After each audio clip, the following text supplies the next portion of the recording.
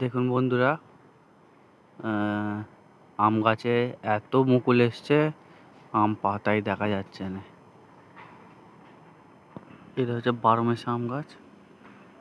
এত পরিমাণে আমের মুকুল এসছে, বলার মতো নয়। দেখুন বন্ধুরা, সবে চাষবাস শুরু করেছি, শীতের চাষ করতে পারিনি। একে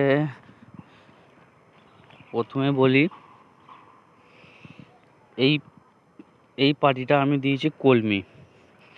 দেখুন কলমি বেরিয়ে গেছে, আস্তে আস্তে কলমি ফুটতে শুরু করে দিয়েছে। দেখুন কলমি ফুটতে শুরু করে দিয়েছে। তারই লাইন দিয়ে দেওয়া আছে টমেটো গাছ। দেখুন এগুলো হচ্ছে টমেটো গাছ। তার পাশেই দেওয়া আছে হাইব্রিড লাউ গাছ। হাইব্রিড লাউ গাছে তোমার ফলন ফলে গাঁটে গাঁটে। এই দেখো, এই একটা ফলন, কিছু দূর গিয়ে দেখুন আর একটা ফলন, আর একটু ফলন, মানে গাঁটে গাঁটে ফলনটা হবে। এই গাঁটের পর এই গাঁটে ফলন ধরেছে, এরমভাবে গাঁটে গাঁটে ফলন ধরে।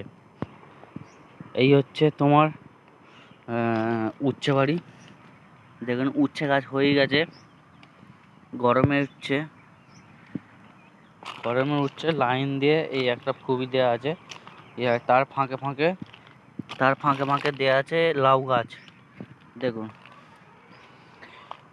তারপরে একটা বলি, গরমের সবজি হচ্ছে ঢ্যাঁড়স, বা অনেকেই ভেন্ডি বলে থাকে। এই দেখুন ভেন্ডি গাছ বেরিয়ে পড়েছে গরমে, ঠিক আছে। এই লাইন বরাবর পুরোটা ভেন্ডি দেওয়া আছে। তার ফাঁকে দেওয়া আছে, এইটা হচ্ছে পাটিটা, এই পাটিতে দেওয়া আছে তোমার মেথি শাক। এই পাটিতেও মেথি শাক, এই মেথি বাড়িতে মেথি বেরিয়ে পড়েছে ছোট ছোট। এই হচ্ছে মেথি বেরিয়ে পড়েছে। এই হচ্ছে তোমার হচ্ছে ঢ্যাঁড়স বাড়ি, ঢ্যাঁড়সের পাটিশানা দেওয়া আছে। এই হচ্ছে ঢ্যাঁড়স গাছ, এই বরাবর করে ঢ্যাঁড়স বাড়ি দেওয়া আছে, লম্বা করে দেওয়া আছে, ঠিক আছে।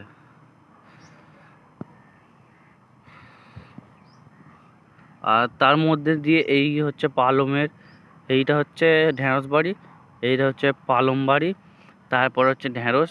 এরপরে এই পালম উঠে যাবে, তারপরে এই মাটি তখন এই ঢ্যাঁড়স বাড়িতে দেওয়া হবে। এই বাড়িতে এরমভাবে ঢ্যাঁড়সটা চাপা দেওয়া হবে, মানে গোড়ায় তার ঢ্যাঁড়স দেওয়া হবে। দেখুন কত সুন্দর পালম বেরিয়েছে। আবার পালম, গরমের পালম, দেখুন এগুলো হচ্ছে গরমের পালম। এই হচ্ছে কলমি বাড়ি আবার দেওয়া আছে।